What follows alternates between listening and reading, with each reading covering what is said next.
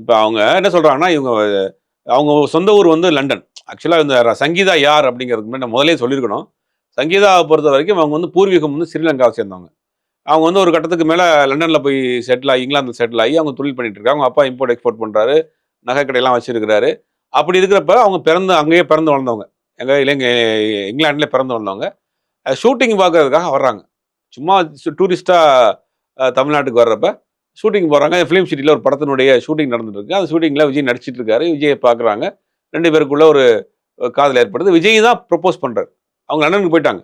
Shooting பார்த்துட்டு, வேடிக்கை பார்த்துட்டு ஒரு சுற்றுலா பயணியா பார்த்துட்டு போயிட்டாங்க. அவருக்கு பிடிச்ச போது 2 குடும்பத்திலயும் அப்புறம் தேடி கண்டுபிடிச்சு, யாருன்னு கண்டுபிடிச்சு, அப்புறம் அவங்க 2 பேர் ஃபேமிலிலயும் திருமணம் பண்ணிக்கிறாங்க. திருமண வாழ்க்கை ஸ்மூத்தா தான் போயிட்டு இருக்கு.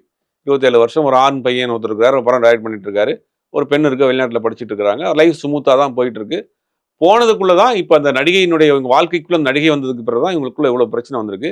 அதுக்கு பிறகு அவங்க கண்டிச்சிருக்காங்க. அதையும் கன்டின்யூ பண்ணல. அவர் திருப்பி திருப்பி அந்த வேலையை பண்ணியிருக்காரு. அப்ப கூட வெளியில போறாரு, போட்டோ போடுறாரு. ஒரு கட்டத்துக்கு மேல வேணான்னு வீட்டை விட்டு அவங்க வெளியில ஏறி திருப்பி லண்டனுக்கு போயிடுறாங்க. அப்புறம் 2 குடும்பமும் திருப்பி கொண்டு வந்திருக்காங்க. சேர்த்து வச்சிருக்காங்க. திருப்பி பிரச்சனை வந்திருக்கு. திருப்பி போயிருக்காங்க. அப்புறம் வந்துட்டு கடைசியாக 2025 வரைக்கும் கூட பேச்சுவார்த்தை நடந்தது. அவங்க வந்து இப்ப டிவோர்ஸ் வரைக்கும் போயிருக்காங்க.